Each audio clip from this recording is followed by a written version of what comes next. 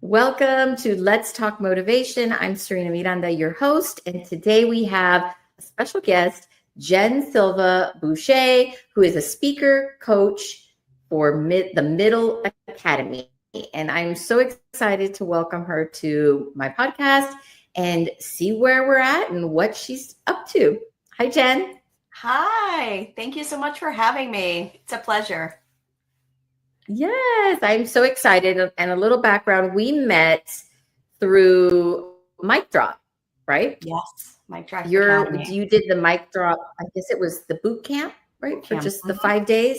And someone in our page, on our Facebook page, had put, if you have a podcast, let's share it. So I shared my podcast and Jen clicked the link and scheduled. And I'm super excited to get to know more about you and what you're doing.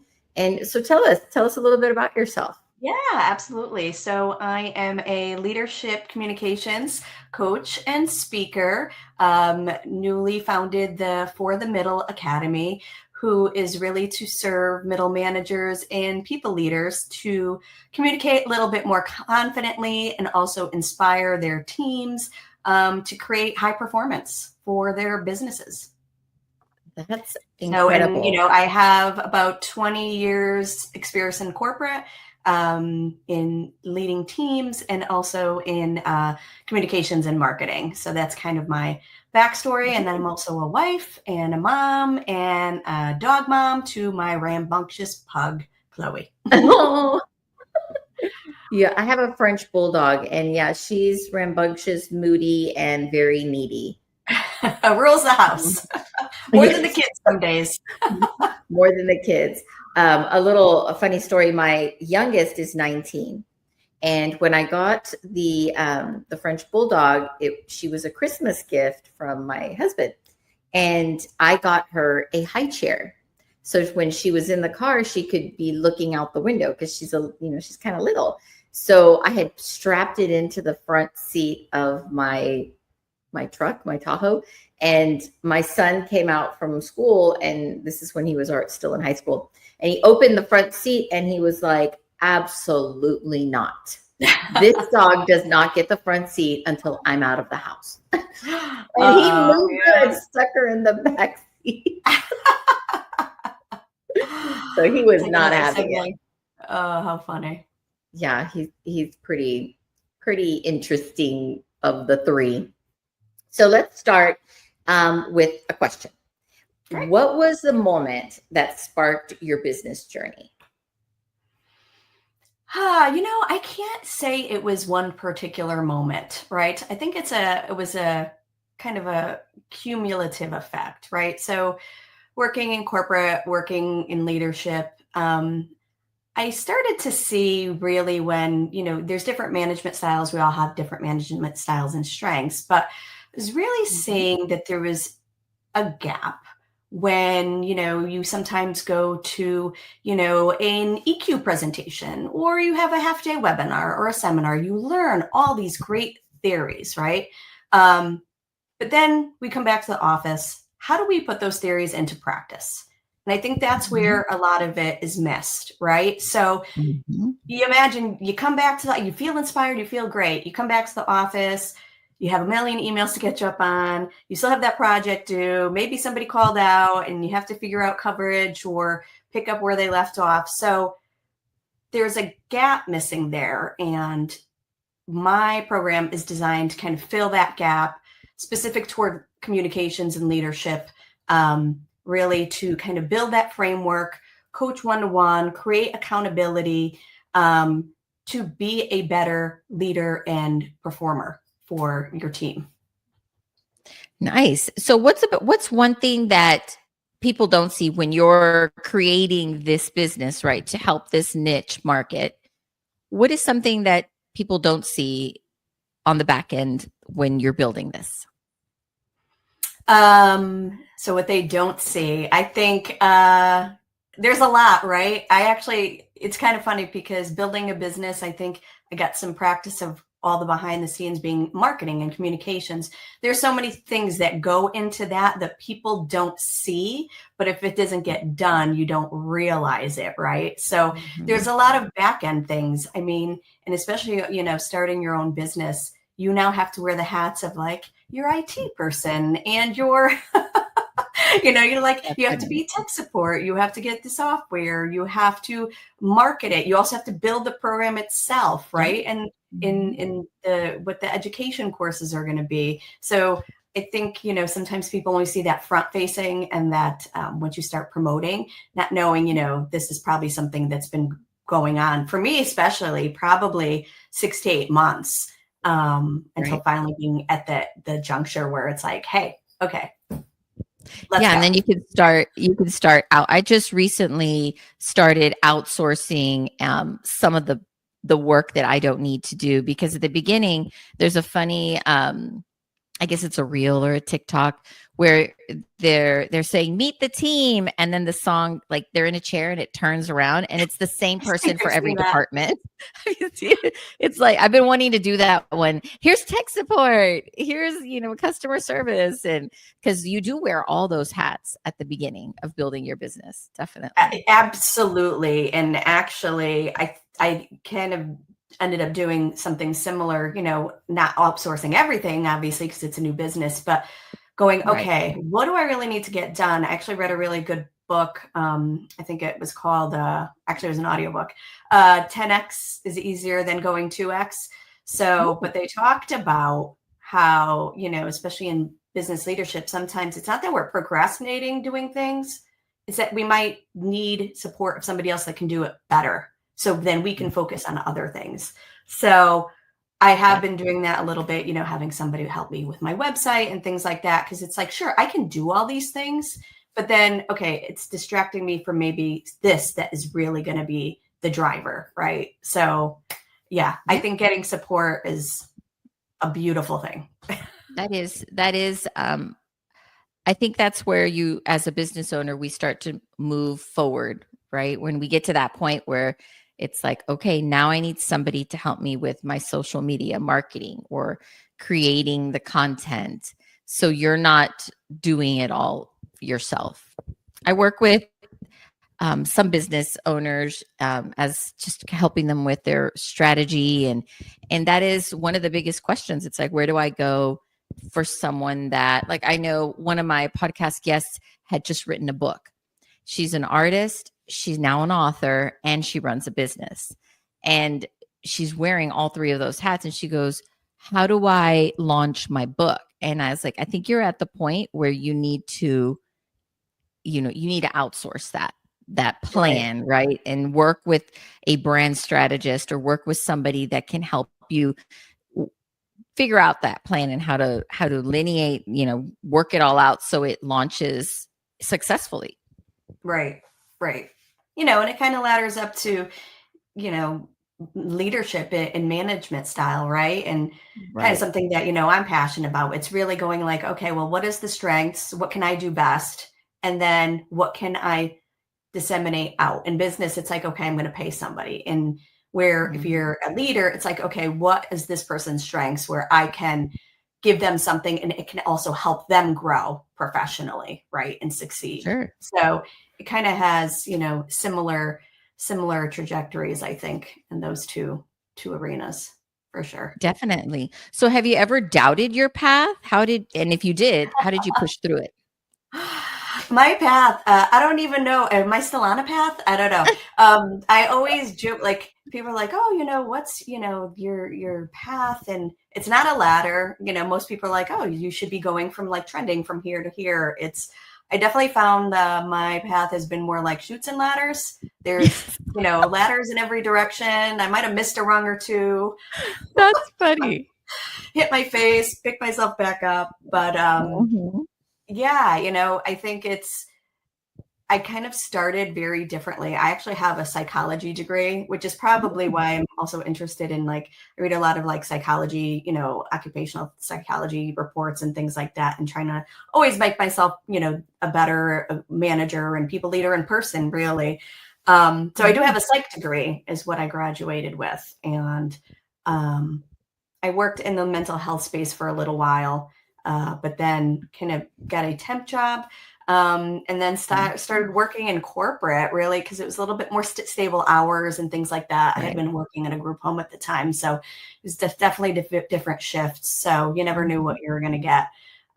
So from mental health to, operations, and then, I was with one company for a long time that I was able to grow, and definitely more, not up, but like across, right? I did operations.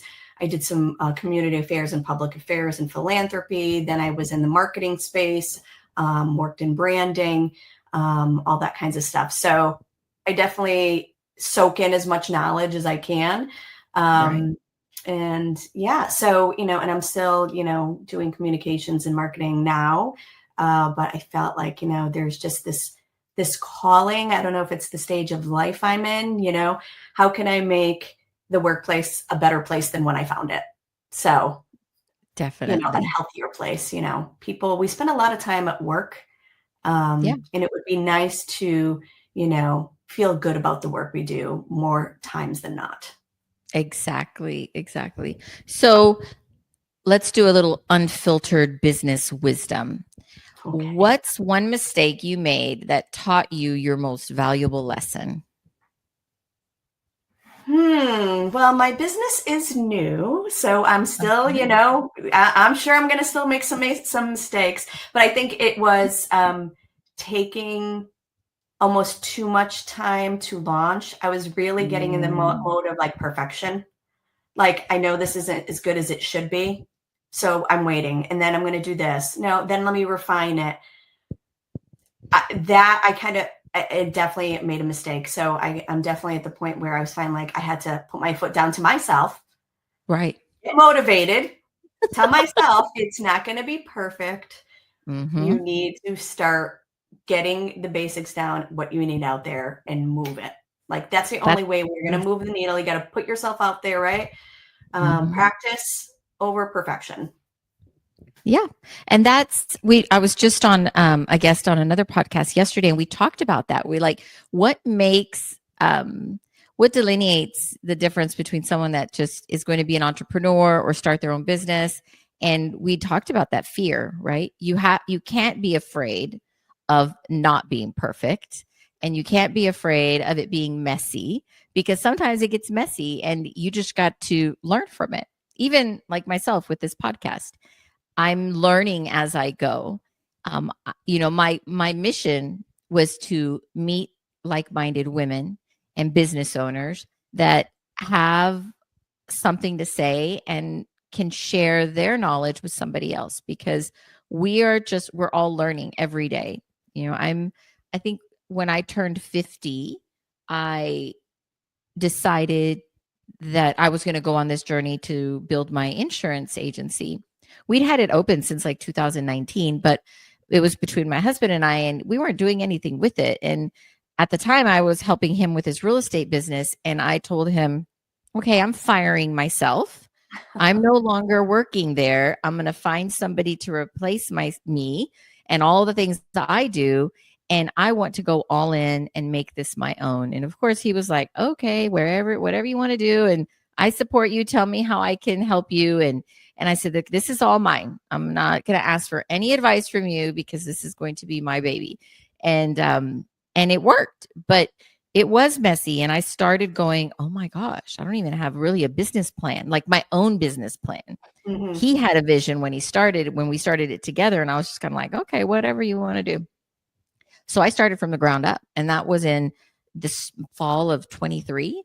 And it has been a journey, because building an agency from the ground up is not easy, because everyone wants you to attach yourself to what's called a network or a group. And I don't want that. I don't want somebody to own my business. I want to do it all on my own and be independent. That's why it's called an independent agency. But it takes longer to grow, and it takes longer to see those successes. But I've enjoyed the journey, and sometimes I have sleepless nights, and sometimes I'm like, I need revenue. I need to figure out my goals. But I'm really excited about about the journey. And I think if you really want to see something develop, or whether you're in leadership, you want to see something grow, whether it's the department or the success of the business, you have to have no fear, right? Or you have to just say, okay, I'm scared, but let's just go. Right. Yeah. Oh, Right. yeah. I You don't can think be that scared. fear ever 100% goes away, maybe that pit in your stomach, but it's like, I think it's really pushing past it, having no fear. That's great. But I don't know. For me, there's always still that fear. They say the Right. healthy, like your parents always put that healthy dose of fear in you, right? So I think Yes. maybe that's what's lingering. It's hard to break through, but yeah, I think it's important, and that's definitely what helps, and really, having that support system that I Mhm. think a lot of the fear is the fear of failure, and especially in a public vantage point. Yes. But if you have a good support system, it's like, that's okay. We'll pick you up, or I'll pick myself up, or you can pick me up, dust me off. Yeah. Let's keep on moving, right? Yeah. And that's what I noticed also. I really, in this journey, I've surrounded myself with a support system, and really making sure that I have those women or communities that I put myself in, where one, they keep you accountable. They, a business coach that has helped me tremendously, because it's a person. I think a business coach really helps you because they're the outside, right? There's no opinion. Like Mm-hmm. I had told you earlier, my husband gives me his constructive criticism, and I like to take notes, but then, Right. and I tell him, I'm going to write that down in my notebook. Thank you for that information. And, sometimes I do it and sometimes I don't. But the coach really helps. And being around groups, like I'm a member of the National Association of Women Business Owners, which is a Mm. national group. And I've really enjoyed our chapters in San Antonio. And we're the second largest chapter next to Chicago. I think Chicago's the first one, but we're growing, and I see each organization that I'm a part of has its own, like, benefits, right? And it helps me in a different way. Are you part of any women's groups or any type of professional groups that help build Not your business? formally, but I do go to networking through one of our local chambers. They started doing a powerful connections. So Ooh. we meet every few months, which is great. And I've been meeting a great group of women professionals and entrepreneurs. So Mhm. that's been great. And I absolutely agree. Having that support is really great, and having that support of your friends and your family. But it is nice to have like that unbiased support, right? Giving Yes. you, Mhm. some thoughts or advice, or, just, or complaining about some similar things because, your friends and family aren't in it Mhm. like they are. I think is really powerful, right? Yeah, definitely. No, I really like the chambers too. They have a good format, and I've noticed they're really dialing down to what we're seeing. I think after COVID, it shifted. I think our networking shifted, because we're Mm. coming back in, really getting into like person to person and meeting people in public. I know here in San Antonio, Texas, we didn't really close a lot, but everything kind of dwindled. Like there wasn't as much group, organizations, and I'm seeing that uptick right now, and I'm loving it. I'm all in for it. So Yeah, yeah. I think people are definitely ready to, build that connection, which is so important, right? And wherever in our lives, personally, in our yeah, workplace, professionally, connection is so important, and really is the basis of how we feel as a person, how we're healthy, hmm, just overall wellness. yes. And like if we're talking about like a forward movement, right? So aligning with your brand, what advice would you give to someone who feels stuck but knows that they're meant for more? So this is an interesting question because I feel like I've recently been on this journey. as you can imagine, being somewhat of a newer business owner. So my advice is read, learn. A couple years ago, I'm like, I felt like there has to be more. Again, I always joke. I'm like, I don't know, maybe that's my midlife crisis, right? I want to do more. I want to work with purpose, help more people. So I really just started, reading, trying to figure out my ikigai. Do you know that Japanese, term? No. You don't know? So ikigai, it's a Japanese way of life where it's kind of like the three circles, right? And where they intersect. It's do what you are good at. One circle is do what you can get paid for. And the third circle is do what the world needs. And where they intersect, that's your ikigai. That's awesome. I love that. It's a really cool, really like cool. And so, kind of just diving into that, reading some books, really figure out okay, what can I do? What do I want to do? What's my purpose? What are my strengths that I can give to people? I also recommend, there's a course, the free course from Yale about happiness by Dr. Laurie Santos. So that was really interesting, learning, there's some psychological backings to that too, learning what people think makes them happy versus what actually makes them happy. So that's interesting. I think I just was kind of just trying to soak in as much information as possible to figure out what my journey is, right? So, because sometimes we don't know. I'm still, I'm still on it. I don't know where that path is going to lead, but I'm now excited that I'm on a new path, right? And I'm on a new journey. Give me your top 3 books right now that you've read or you're reading. Well, I just finished Mel Robbins' Let Them. It was great. Yes, actually, I'm on my second book club. Yeah. I'm actually reading her other one that was before that. I can't quite remember the title at the top of my head. Someone just told me about it too. I can't think of it either. I'm in the middle of it. I'm actually listening. So I find that audiobooks, and then it's you can really, because she reads them, she doesn't have someone else narrate. She actually narrates them. So it's interesting hearing someone that wrote the book narrate it, because you really get the feel for that personality. And I feel like I'm just soaking so much more knowledge. Simon Sinek. Why? Yes, that's a huge one. That I think I read like a year and a half ago, and that's still one of my favorites. He's great. He's one of my favorites. Living and leading with purpose every day. So is that 3? Yeah, those are probably the last 3. I have a friend who, Cassandra, her name is Cassandra Vitaka Mitchell, and she wrote the book, The Happiness Formula. And she also did a lot of research on globally, like what happiness and how incredibly low happiness got during 2020, and how we're trying to pull back to that moment. Right. I had never thought of it, like in that sense. And it's also a great book. I recommend it. She does, I'm gonna have to check it out. It's called The Happiness Formula, and how we as businesses and leaders in our community, this is really something to be thoughtful of and intentional of. So it's really good. Right. And that's where I think it is. It's people are like, oh, happiness, but that really leads to your overall wellness. Right.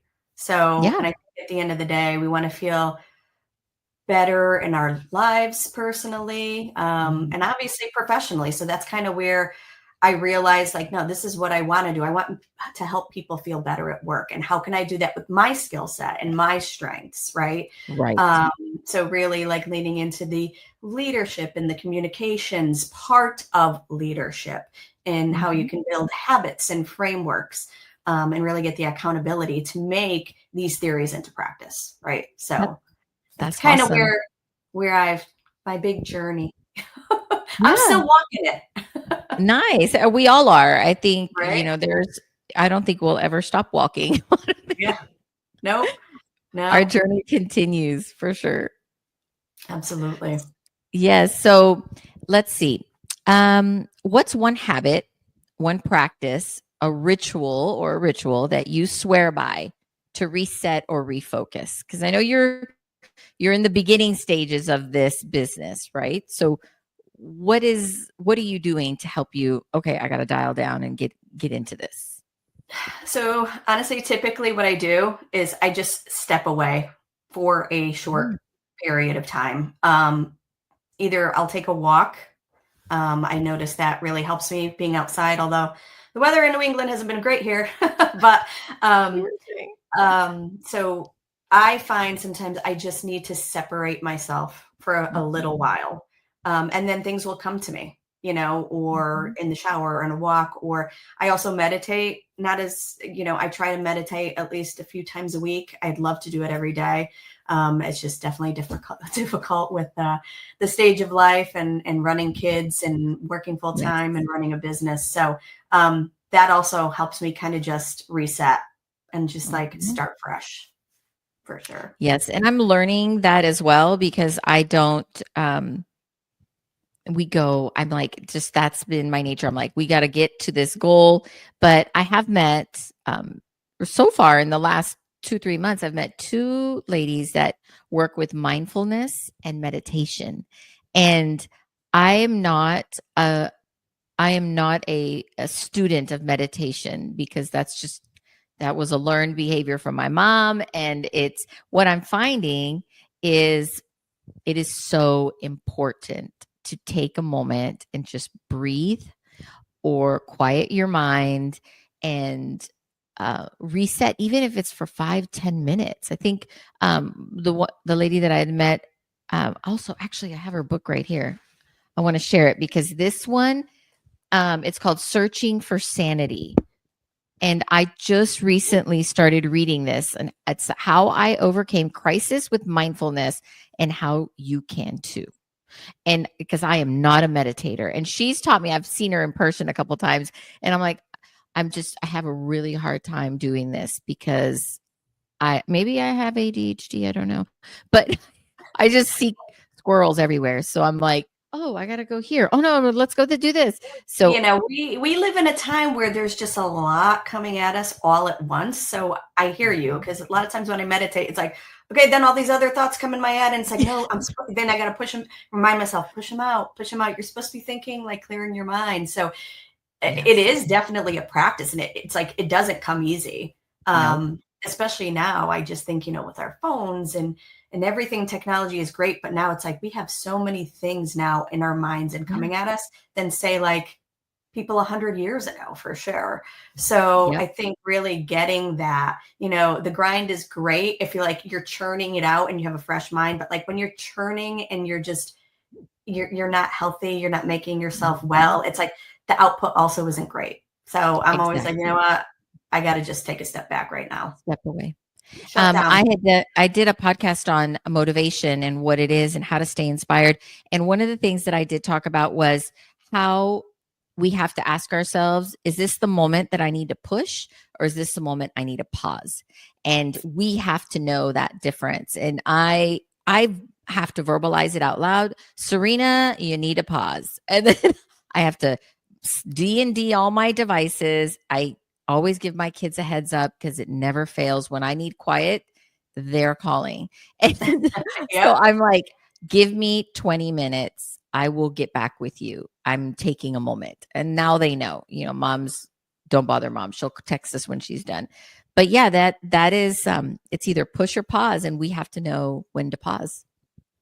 Right. And, setting up those just healthy, limits and guidelines for us, and like you say, for others too, like, hey, like, don't call me right now, like, I'll be back to you.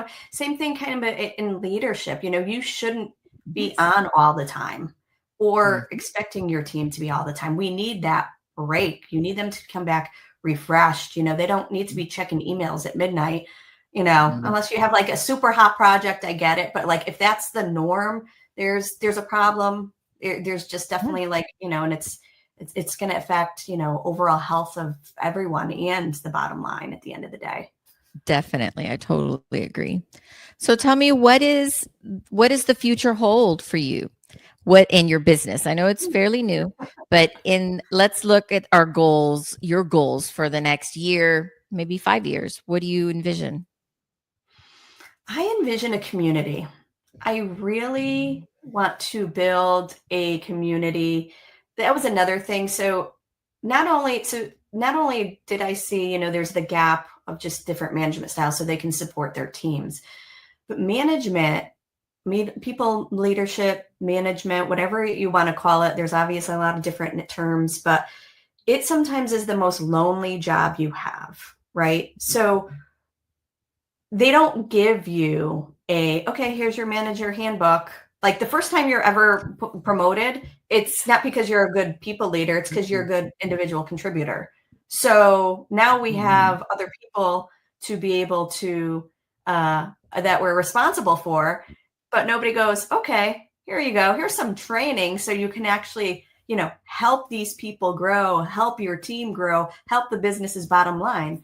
Yep. So for me, the other part is like really having the resources for people leaders and middle managers to be like, hey, I need help. Has anybody gone through this? Like, what has found it helpful? So my ultimate goal, like I would love coaching, teaching, but I want to build a community and for us all to be able to lean on each other and really create that healthier corporate wellness environment.